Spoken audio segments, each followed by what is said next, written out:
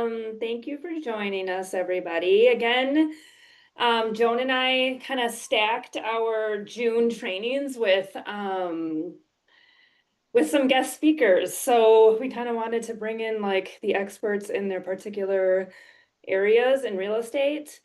So today we have Leah Tallon with closing time transactions.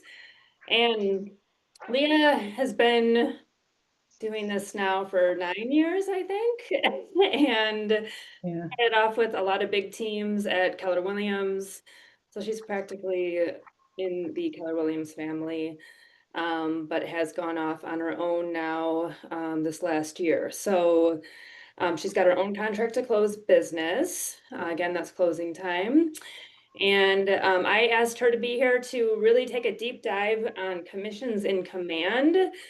So we're really getting into the weeds here, but this is definitely a spot where it gets really confusing. And she can go over other things and opportunities as well if anybody else has questions.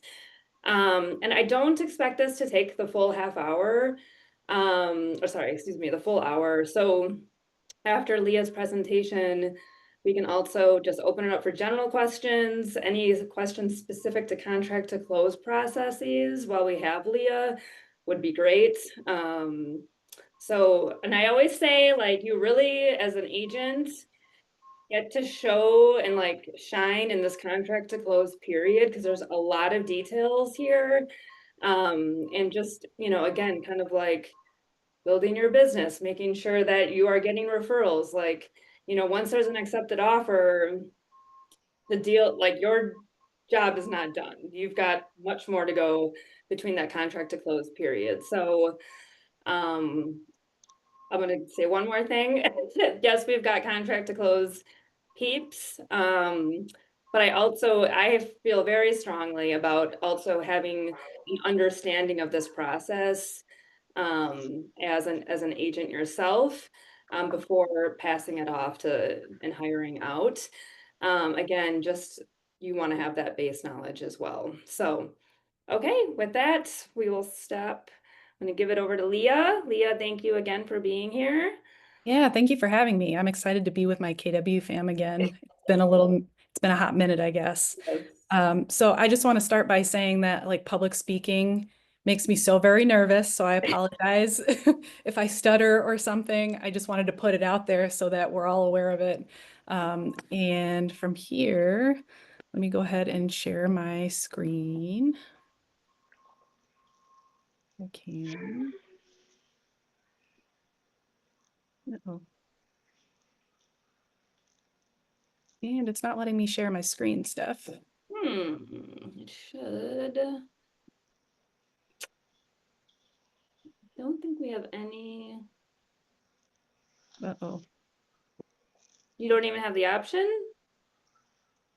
Because it should. Oh gosh. Hang on. Like okay. Oh, wait. Do you have the share button?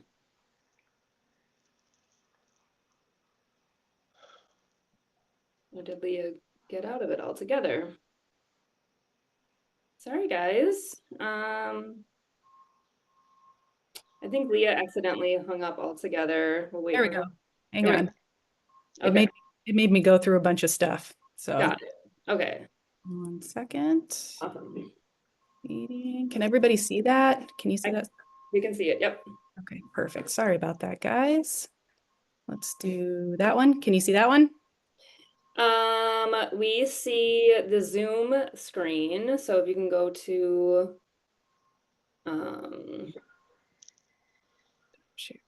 Why isn't it giving me the option? Oh, here we go. Woo. Okay. Right. What about that? You see an opportunity? Yep. We see Okay. it. Perfect. Thank you. Okay. Yes. Here we go. So I kind of wanted to just start with the most basic command tab that you're going to see because that's what it's going to look like a majority of the time is like a solo agent with not much addition to the tab. So the first thing that you need to know is where to find it. So you'll want to go into your opportunities, which is this little icon over here.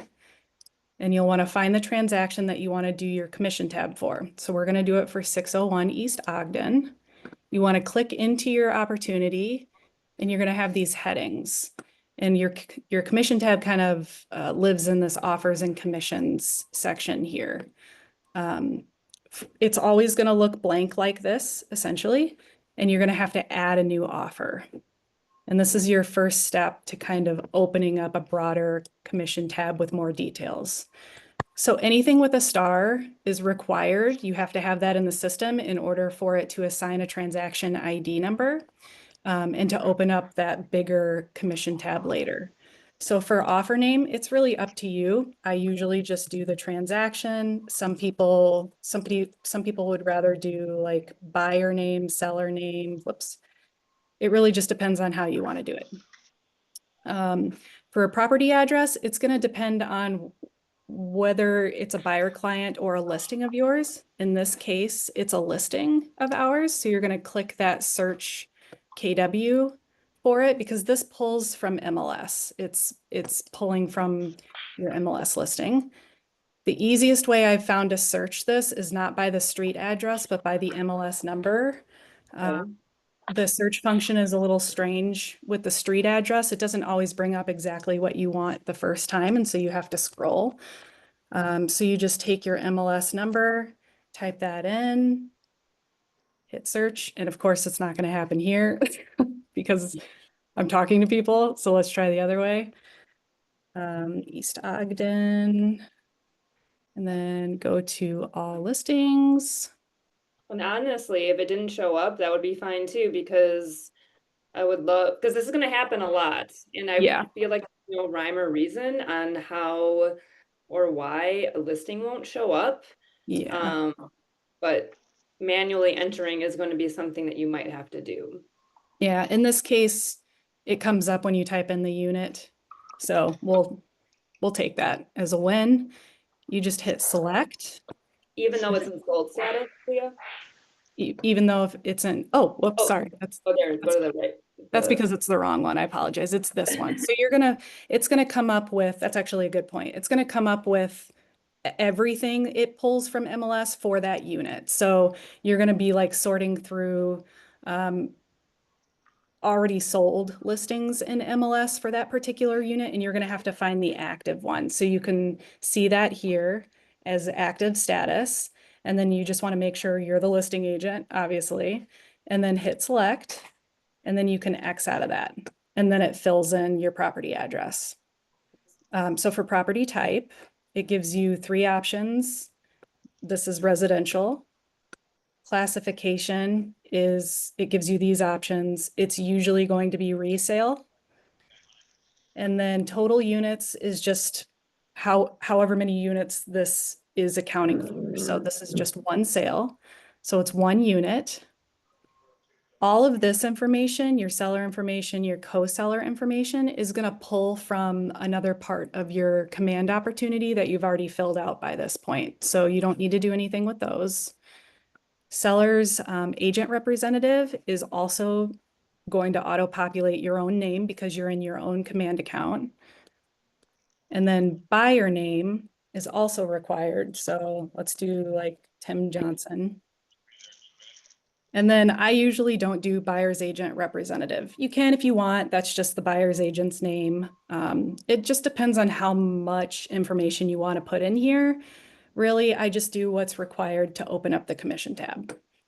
So next is sale price. Let's do 625.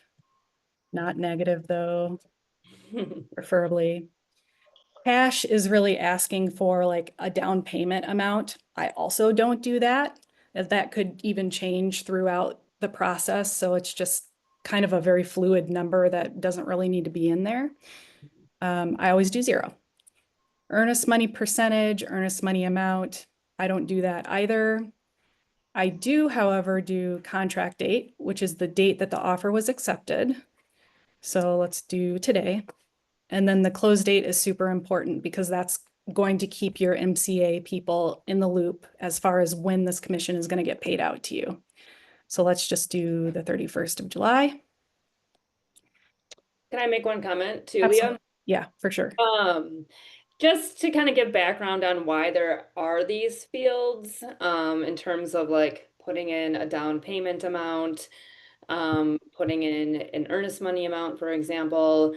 If we were to use this to its full capability, its full functionality, it allows a listing agent, or a buyer's agent to put multiple offers in and compare against one another.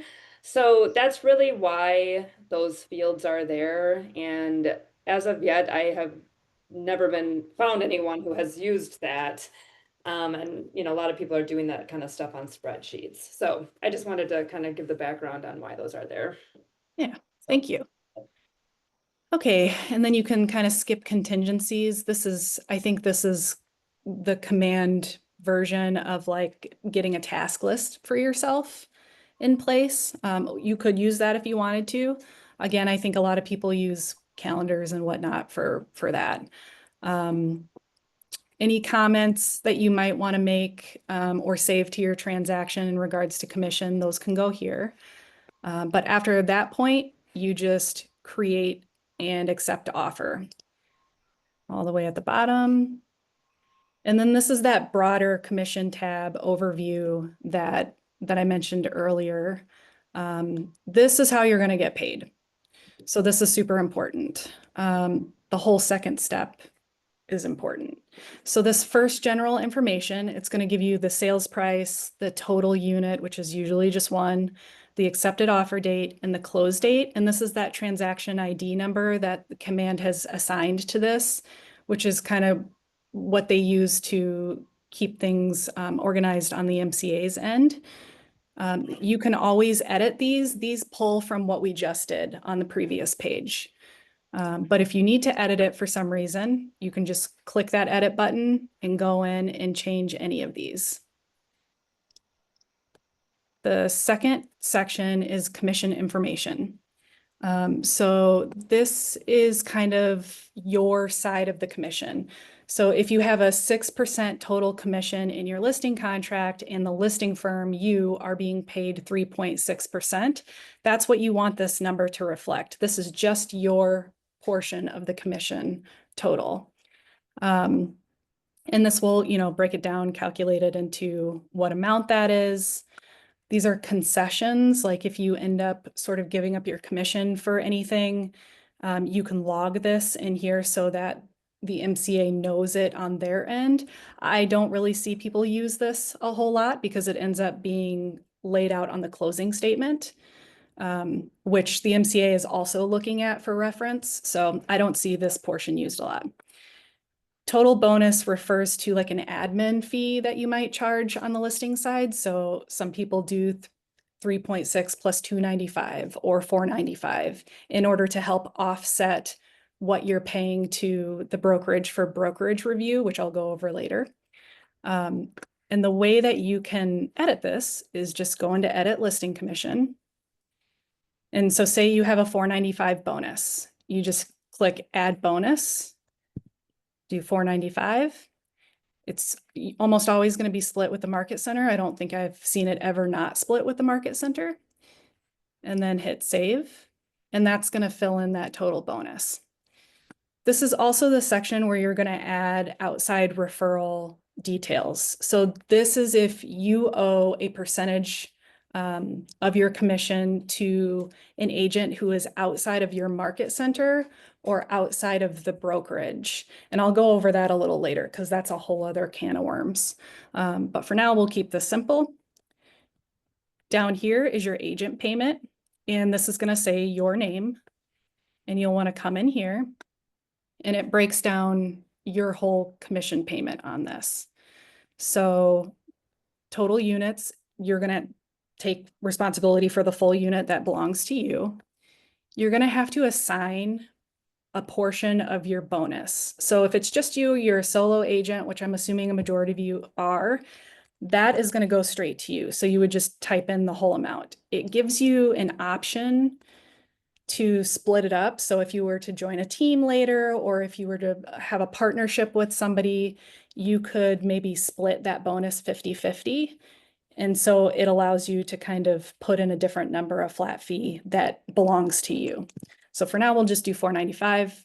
The total belongs to you. Agent commission split is going to be how much of this 22 grand belongs to you. And as a solo agent, it's going to be 100%. And when you do that, you'll notice that this little line changes.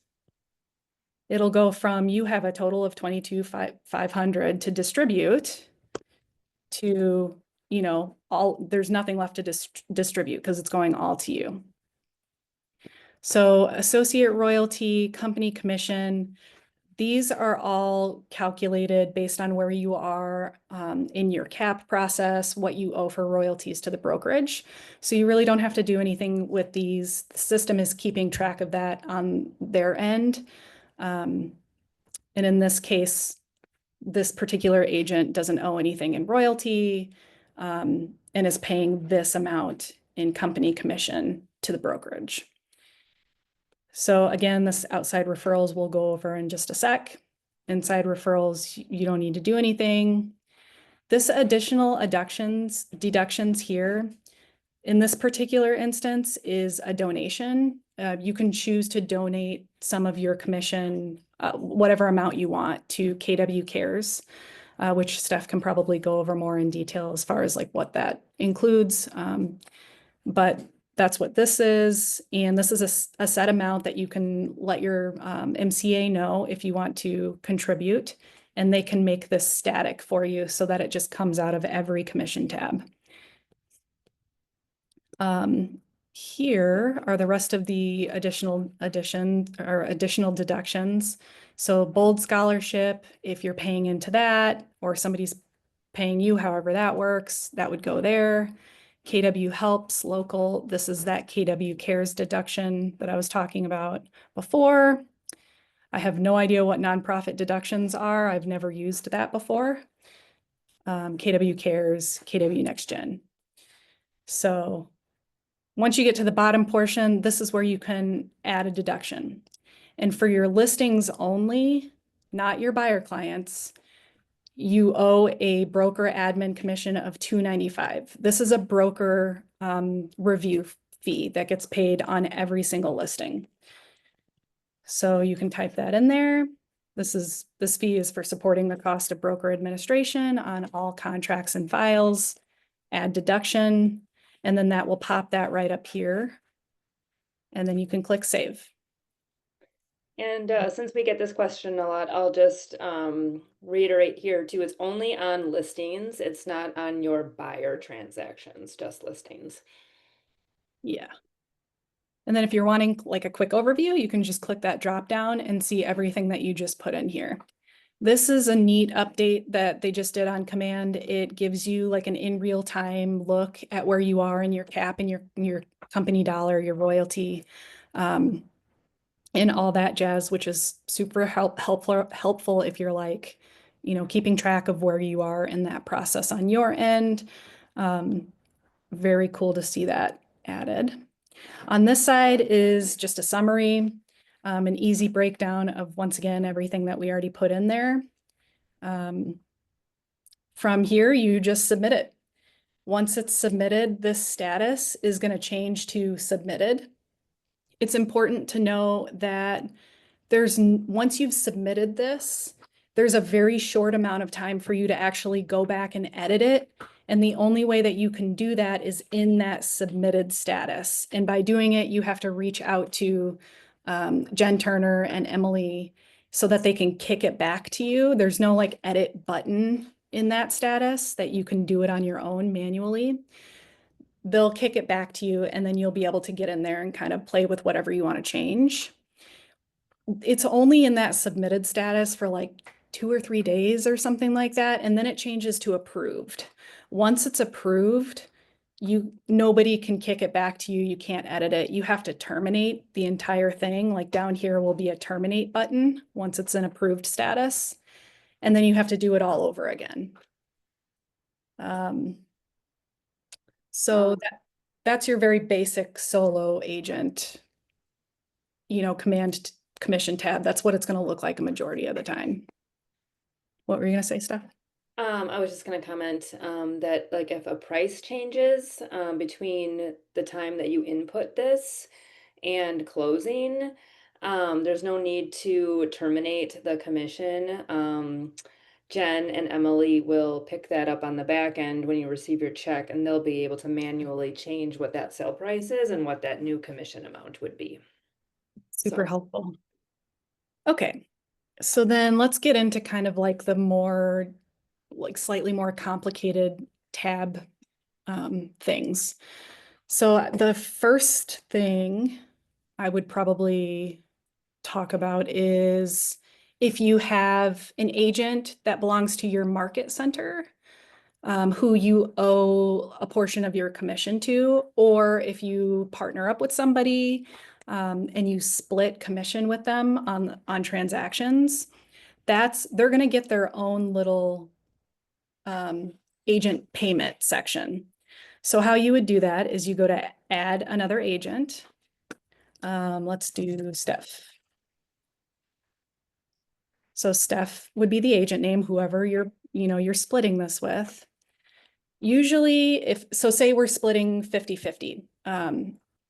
It could be that one agent gets the full sale, or you could also split the units 50-50. So in this case, let's just split the units 50-50. And right now, because we have not changed Sarah Joe's, it tells us that, there's a half of a unit that's over distributed. So the system is always balancing for you in this. And anytime there's anything red, pay attention to that because it'll tell you exactly what needs to be changed. So say they're splitting, this and Steph's getting 200. Right? And then that's going to over distribute. And then they're splitting the full commission 50-50. So you would change the percentage there. Okay.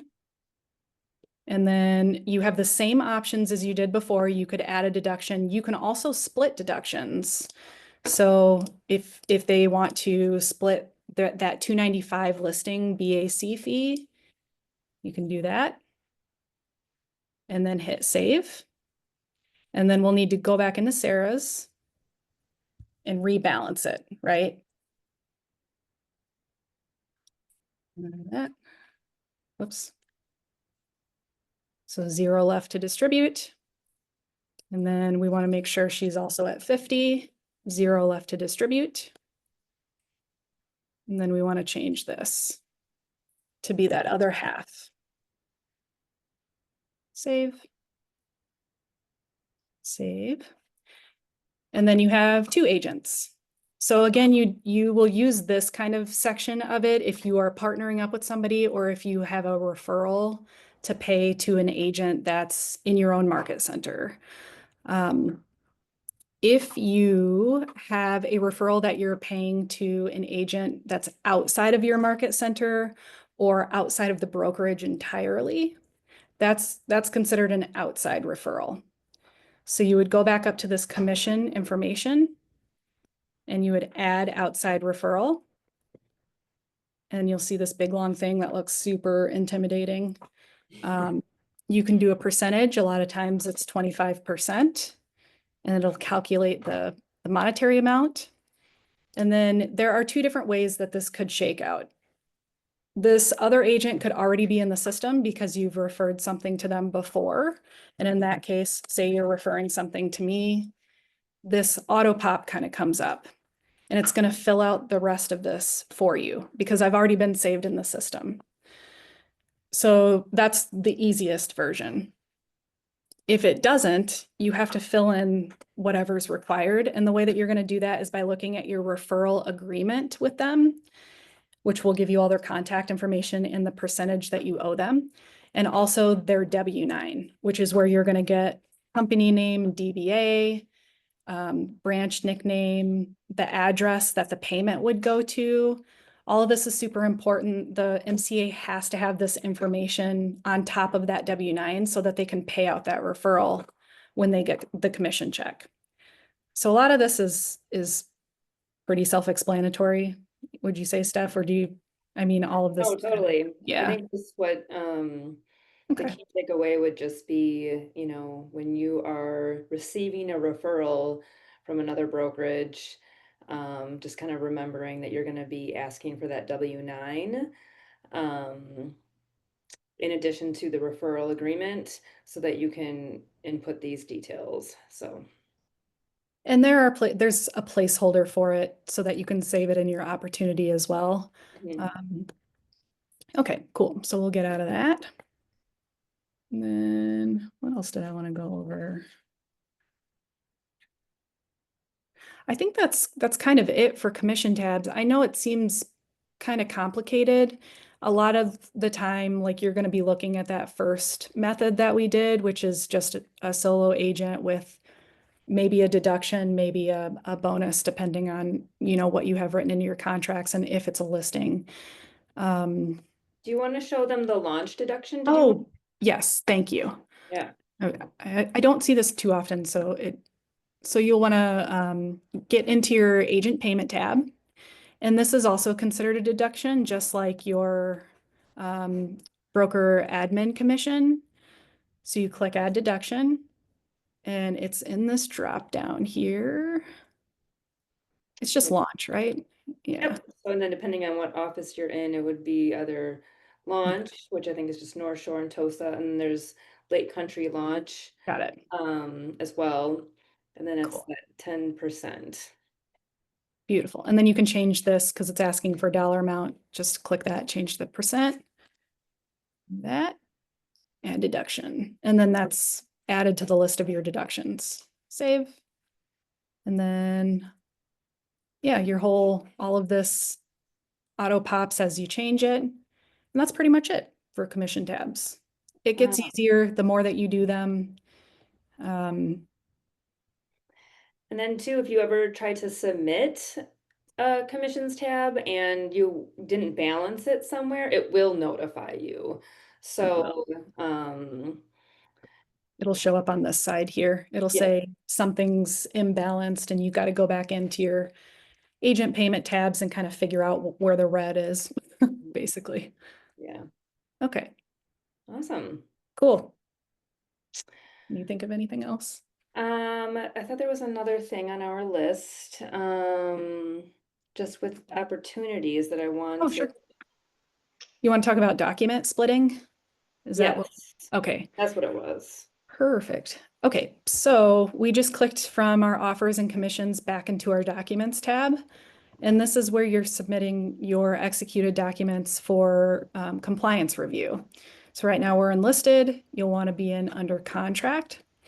A big kind of pain in the butt thing is when you get a big long PDF full of executed documents and you got to figure out how to split those so that you can put them into their appropriate placeholders, right? Command is really great. It has an option for you to split and attach PDFs to your specific placeholders. So if you just go to these three dots here and go to split and attach PDF, you can take it from your desktop and then click next. And it gives you your whole PDF on one side and then a bigger overview. And then you'll want to assign certain pages to what your document is. So this is a buyer acknowledgement of risk, which would go into an inspection report um, placeholder since there's no inspection. And then you would lay out what number range. So in this case, it's just one because I only have two documents here. And then it does ask you to rename it. So in this case, I would do BAR or buyer acknowledgement of risk. And then when you click this, you can do a second one. So then this is a home warranty waiver. And that goes somewhere in here. Where is it? Since we're in a Oh, listing, we're in a listing. Thank you. Yes. So uh, you can assign it to something else for now. there you go. And then that would be two. So if you had more than one page document that you're assigning to a placeholder, you would do two and then dash and then 13, the end page number essentially. And then for this, I would just do a warranty waiver. And then once you're done kind of assigning page numbers to everything you want to split, you would do split and attach selected. And then it takes a second.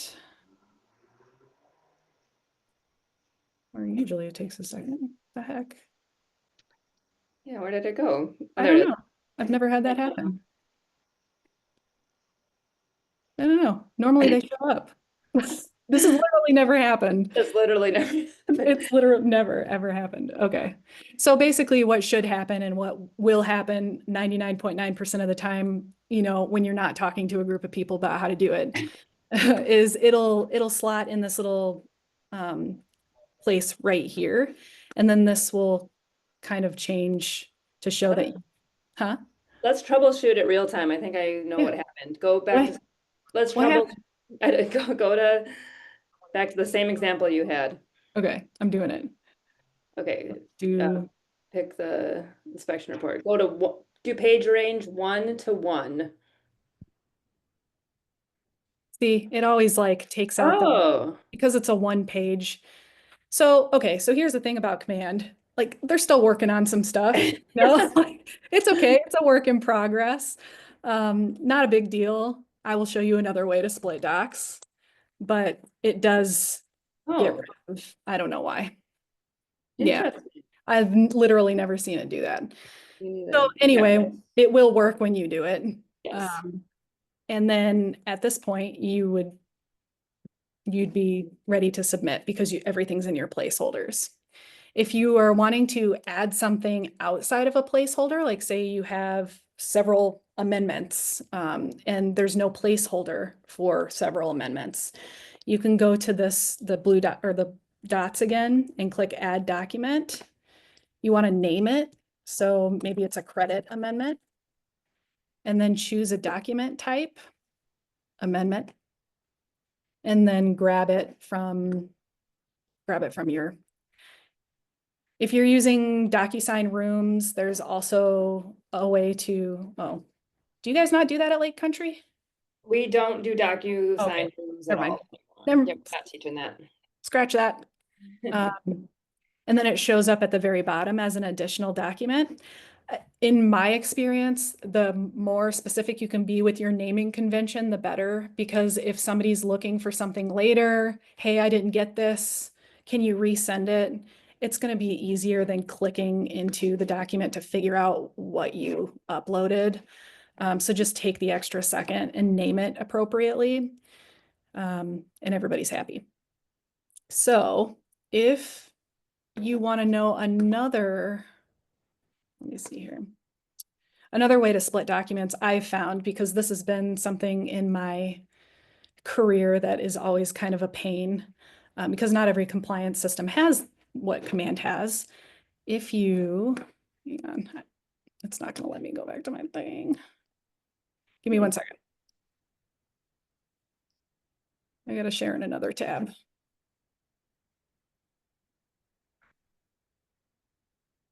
While you're finding that, I'll make another comment about the document splitter.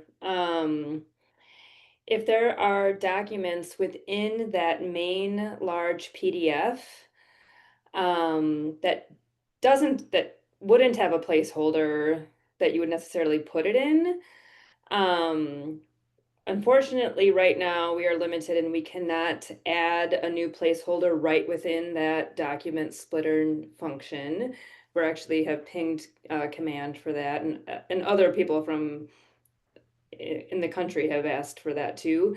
But you just don't include that one in when you're naming the page ranges, if that makes sense. You just would just do the other docs. So The good thing though is it'll still be in your command, because when you're splitting, it will basically slot your entire one PDF with all of the documents into an additional folder. So it'll still be available for you in command. It's just not in a placeholder, basically.